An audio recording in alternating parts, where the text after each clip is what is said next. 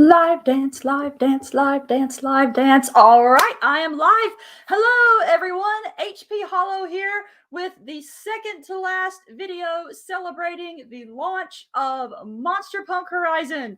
If you have somehow missed all my other videos, this is Monster Punk Horizon. It is my newest book. It is available on Kindle and Kindle Unlimited. And since I just approved the audiobook today, it will be available on Audible very, very soon. So to all of you who have hung out with me during all these videos, thank you for hanging out with me. I look forward to hanging out with you today and tomorrow. So tomorrow, in our very last video, we're going to be discussing the characters of Monster Punk Horizon. Tonight, we are going to be discussing the highlights of Monster Punk Horizon, and that is the monsters of the series. And let me get comfortable here.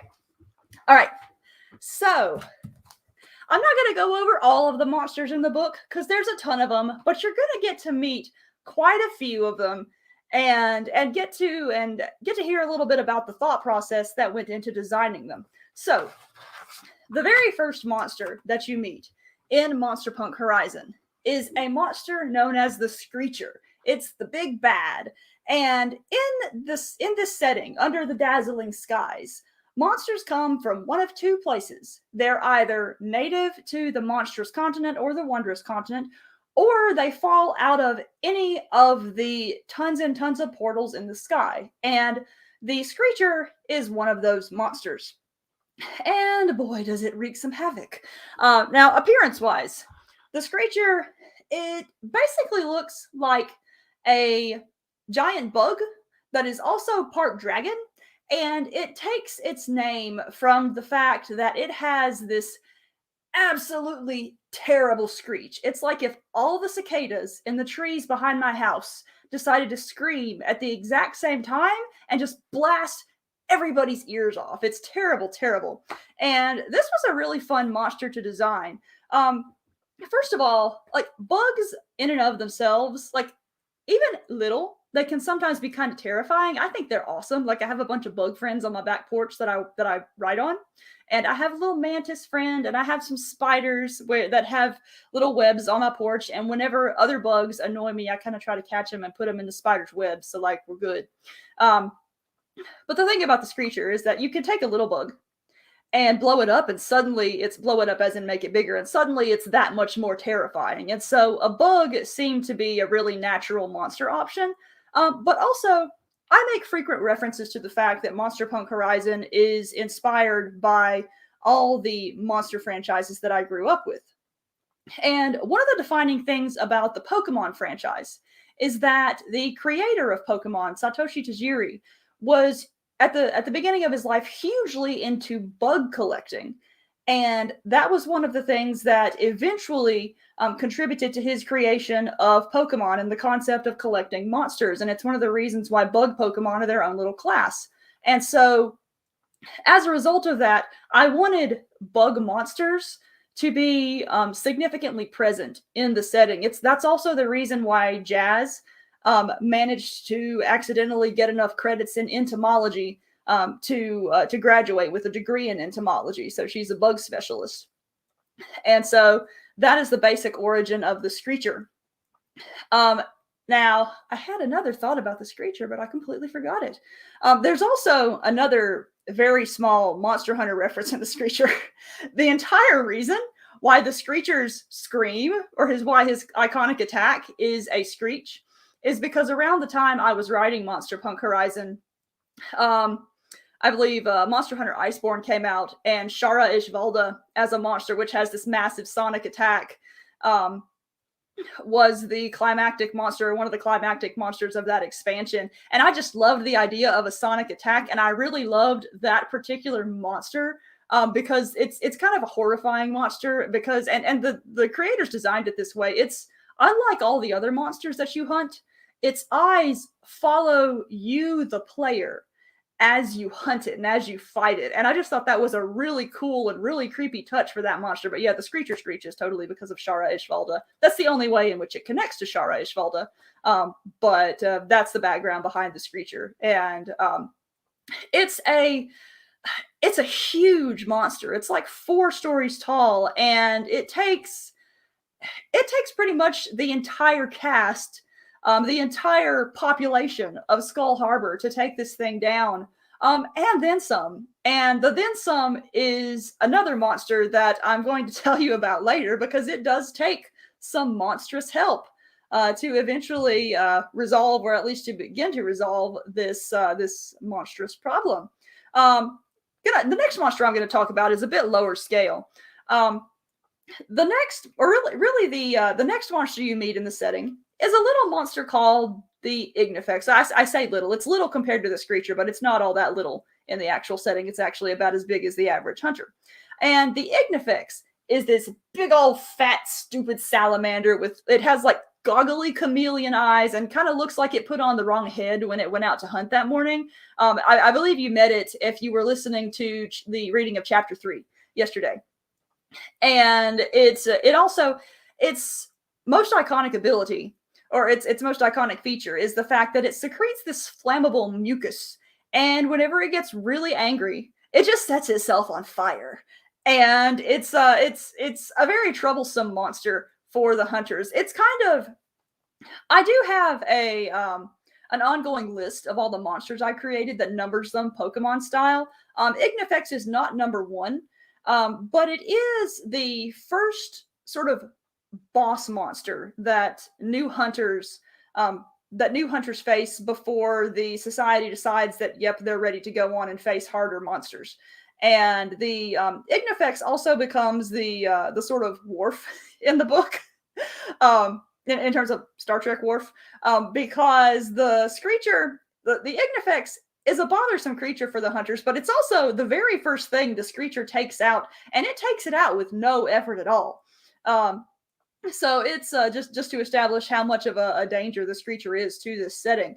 Now, the Ignifex itself is, in some ways, another Monster Hunter reference. Since I wanted to make Monster Hunter homages in this series, I wanted, for my very first sort of boss monster to be somehow a reference to the series. And so what I did was, since I was first introduced to the series through Monster Hunter World, I took some of my favorite monsters from the very first area that you hunt in and combined them. And so the Ignifex is a combination of the Great Jagras, which is basically a big old fat lizard that will mid-hunt, if it needs some extra help, just go eat another monster and blow up its belly and then go squish you with it.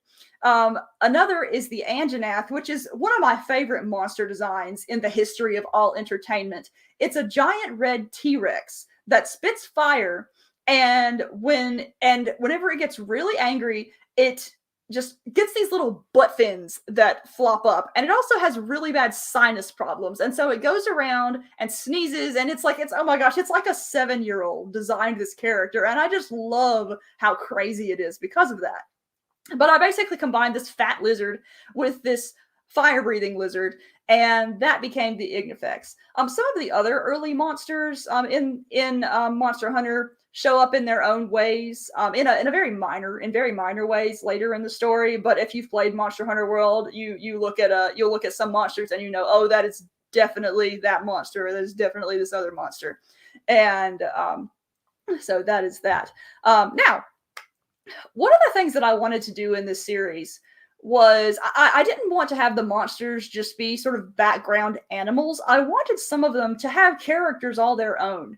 And the first monster you meet who has a character all her own is a monster named Harley. Her name is short for Harlequin mantis, and she's literally like this 4-story tall praying mantis with these like really, really gorgeous jewel tones on her body. And Pix and Jaz are more or less friends with her. Jaz more so than Pix, because Pix is weirded out by her. And they're able to communicate with her because Jaz got bored and decided to do a fun experiment. In the setting, the hunters use these little tiny monsters, little ambient monsters called earworms. And they stick them in their ears when they're hunting together. And if they're within a certain range of each other, the earworms can transmit thoughts to each other so they don't have to yell and give themselves away when they're hunting.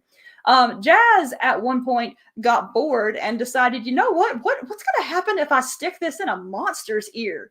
And some monsters she tried that with, she did not have much success with. But when she stuck an earworm into Harley, after convincing her to do it, because I mean, you got to convince a 4-story tall monster to do stuff, she discovered that Harley actually has some sentience, and she's a lot more intelligent than the hunters would have expected. And excuse me, I need some water. And Harley has this vibe about her that she kind of feels like an heiress who has gotten really rich off of a string of husbands who all suffered mysterious deaths. She's very regal and very mysterious, but she also has this air of danger about her. It's like she's kind of cool to be around, but you also maybe don't want to mess with her. And she was a really, really fun character to write because of that. And she becomes pivotal later in the story for reasons I will just leave you to discover because they're hilarious. But Harley was one of my earliest creations when I was conceptualizing my monsters, and she is a favorite enough character that she's actually going to become a recurring character in the series. She doesn't appear in books 2 and 3, but she's definitely going to have a role later. Let's see, next monster. I have 2 more that I wanted to introduce you to. The next one is another somewhat blatant Monster Hunter reference. One of the fan favorite monsters in the Monster Hunter series is a monster known as Devil Joe, which it's known amongst fans as a big angry pickle. I personally don't think it looks all that much like a pickle, but that is how fans regard it. And this monster, people basically just call it Pickle. And it's notorious for being very, very irritable and very, very destructive.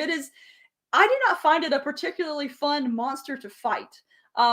But it's also an interesting monster in that it occasionally will just show up mid-hunt. And sometimes mid-hunt when you're hunting another monster, and sometimes it will just come in and completely like mess up everything. It'll start attacking you. It will just ruin your entire hunt. But then other times it'll come into your hunt and just suddenly decide to pick up the other monster and run off with it and destroy it. And so the unpredictability of Devil Joe is one of my favorite things about that monster, even though I don't like fighting or hunting that monster. And because it's such a fan favorite monster and such a recognizable monster to Monster Hunter fans, I knew I had to make a monster that somehow paid homage to Devil Joe. And so we have a monster that is called the Javelin. And I specifically wanted to have a DJ sound in it to draw connections to Devil Joe. But the Javelin in the setting is a monster that is similarly unpredictable. It has this really, really coarse brown skin with sort of ragged white horns all over it, and is this really inconsistent shape such that it looks something like a potato. And so the characters in the setting lovingly call it Potato. And Potato is one of the characters that hunters in this setting also, like, they really don't like running into Potato on their hunts, but because it sometimes will take other monsters out of the equation, it's also like a hunter favorite. And it actually plays a pivotal role in the setting as well. And actually, when I was working on book 1, Jacob, my husband, liked what I was doing in the world so much that he decided that he was between books and he just wanted to write a book in this series too. So he actually finished book 3 before I had written book 1. But he really, really enjoyed the concept of the Javelin. And so the Javelin actually has a huge role in book 3, and it's a hilarious role. The characters meet a standard Javelin in this setting, but they also meet a variant Javelin that is even more dangerous. And I will leave you to discover how dangerous it is.